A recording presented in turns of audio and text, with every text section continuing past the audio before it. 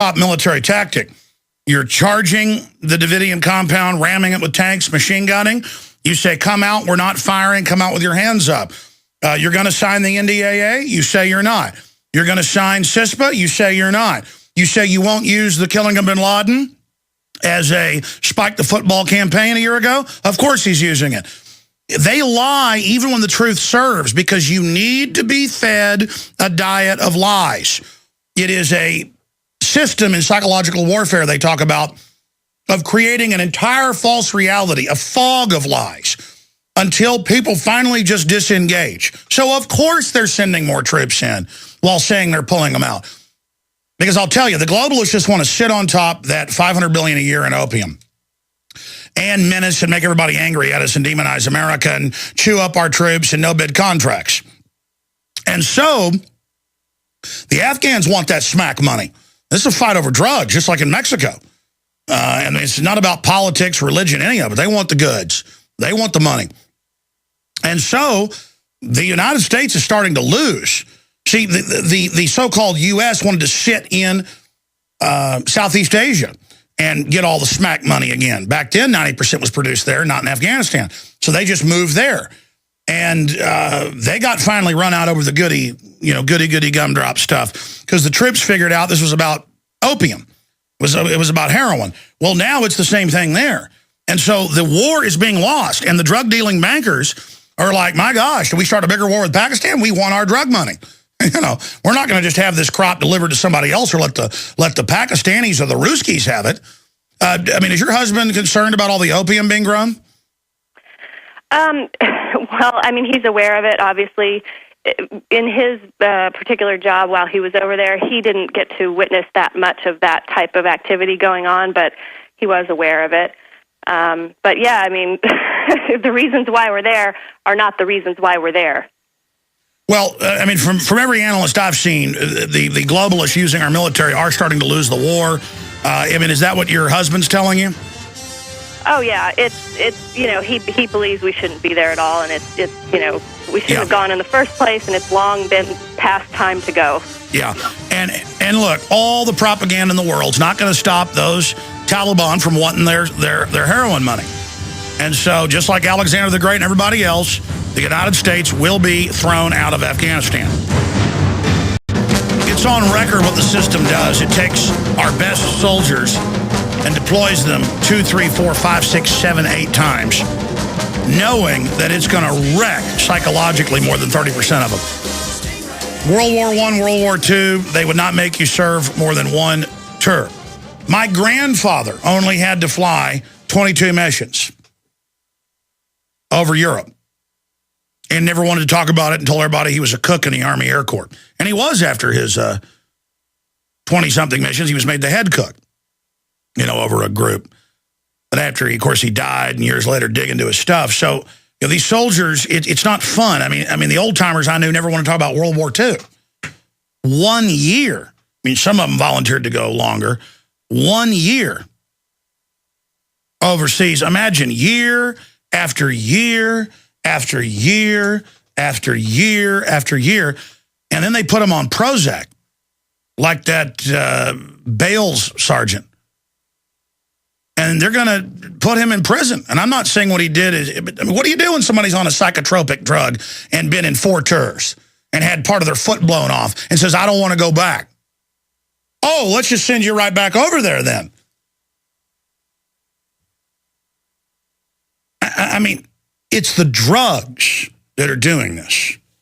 And it's a time bomb. You know, the government says the troops are the #1 threat in terrorism. They're not saying #1 threat going postal.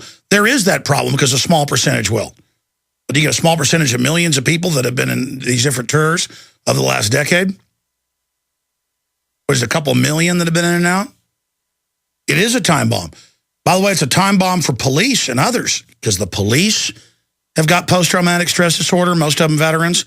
The veterans they're pulling over just had a bad day at work or a bad day with the wife.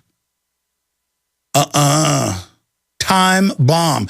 But the government's not talking about that. It's saying, no, they're going to be terrorists. And the #1 threat is troops detonating improvised explosive devices. That's what they teach in the public manuals We broke it back when it was still secret. Every police department's trained that you will, I can open the phones up to police. They'll call in and tell you. You will face veterans with bombs. And I guess when they start hyping it up enough and do a few, that'll put the idea in people's heads there might actually be some real ones. See, I've also studied the psychological warfare system. The globalists are able to hype things and then actually prime the pump and do a few of their own terror attacks and then actually get some copycatters. Kind of like school shootings. You advertise it enough, talk about it. What do you do when you're upset about your life? You're 14. Well, get daddy's shotgun and shoot some people. Just like death education starting federally in the early 90s. Massively. There's mainline, ABC News even reported on this. Massive increases in people committing suicide. Yeah, you think 12-year-old girls are thinking about how to commit suicide until it becomes a big drama queen thing, and let us show you in the death education class how to commit suicide. That's what they've shown with sexual education. It's one thing if you're doing it to people, 13, 14, 15, and just giving them the facts in health class, and hey, here's some diseases, you better look out. But no, when they start teaching 5, 6, 7, 8, 9, 10-year-olds, those kids were never even thinking about sex. Now it's in their mind. Now it's in their mind. And it's the same thing. Just like police will tell you when some nut jumps off a famous building, they know to station people in the next few days because other people are going to see it in the news and go, I'm going to do that. I'm going to do that. That's how this works. And all these movies and stuff about how right-wingers are going to kill cops and hyping it, that's putting it in people's minds. All right, we're going to come back and go to who's been holding the longest here. Aaron in Nevada, Minnesota National Guard. Then we're going to go to other military people that are holding. Michael on the East Coast says he's CIA. Well, that's pretty common nowadays, might be. 800-259-9231. The next hour is only 60 seconds away. I'm Alex Jones of Infowars.com. Well, it's in the USA Today and most other papers. It's just all over the place.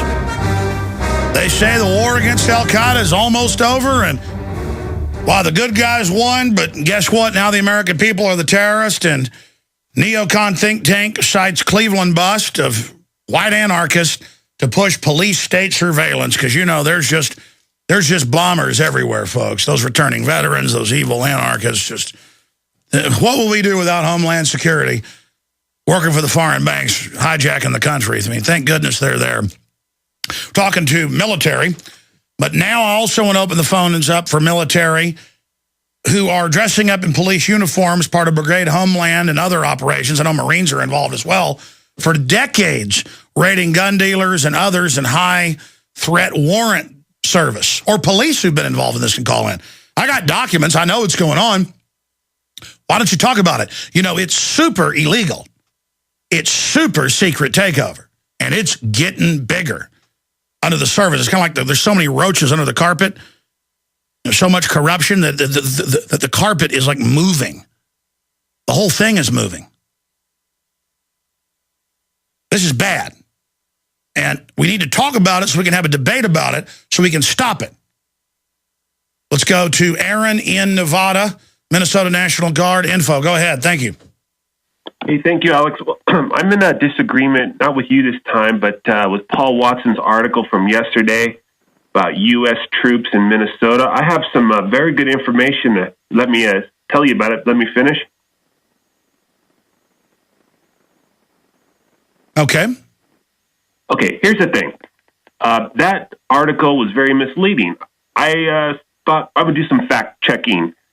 So I contacted some people I know at Northcom and also people at Minnesota National Guard. They took a look at the article. They thought it was a little bit biased, a little bit misleading. So they got a hold of the lieutenant colonel that actually was in the command of that Minnesota operation that you guys are reporting on, and he made an unclassified response and about what actually happened. You sound like a total moron twit. Put him on hold. He made an unclassified statement. Oh, we have to have classification. Things have to be classified when we're talking to the enemy American people. What does that mean, an unclassified statement about Minnesota National Guard troops marching around the streets? Buddy, I've been myself to more than 20 drills and events with troops, regular Army, you name it, marching around Marines. I've had my cameraman and myself told to turn our cameras off and threatened. I have seen it, and you're calling in, saying I'm misleading, saying Paul Watson's doing all this. We get things wrong every once in a while, but you're just, you sound so arrogant and just so classified, and you smacked. Look, there's more CIA in this country than there are pebbles at Pebble Beach. You know, it's like, oh, classified, oh, secret, oh, tell us what the colonel said. He told us something that wasn't classified. Tell me about it. Tell me about troops and Brigade Homeland and TSA at street corner checkpoints. Am I lying about that? Go ahead. Or pause with your big authority to play games. Gonna play more mind games? Anyways, I'll suffer your personal insults. Shut up and tell me why you're telling me about classified. It's unclassified, I said. Yeah, I know. You're like, he told me something unclassified. What does it? It shouldn't be classified if it's domestic operations in this country. You know what posse comitatus is? Yeah, and that's the thing. You don't. Paul Watson doesn't seem to know the difference between active and reservist. I made that clear in the whole story that I did on it. You know what? You are unbelievable. There are troops of every type acclimating the public here, and you want to call in with no facts and tell me I'm wrong. Stay there. I'll give you another minute on the other side, pea-brain. All right, if you just joined us, I'm taking military calls from the military. Do they believe in this fable that Osama bin Laden was killed? So a guy calls in, says Minnesota National Guard info. I said I'm taking calls on the subject, do you believe in the bin Laden thing? The guy is obviously upset, and he plays these little mind games, and that's the quickest way to get me just angry. He's like, okay, I've got some information, you're wrong if you'll just be quiet. And then he pauses about 4 seconds, and I'm wondering, is the guy's phone gone? And then as soon as I talk, he jumps in. It's like a mind game. I'm like, okay, it's like sticking your hand out, and when somebody goes to shake it, you pull your hand back. I'm not 5 years old, son. And then he goes into disinformation, Paul Watson, Minnesota troops up there. Difference between active duty and not active duty. And I'm like, listen.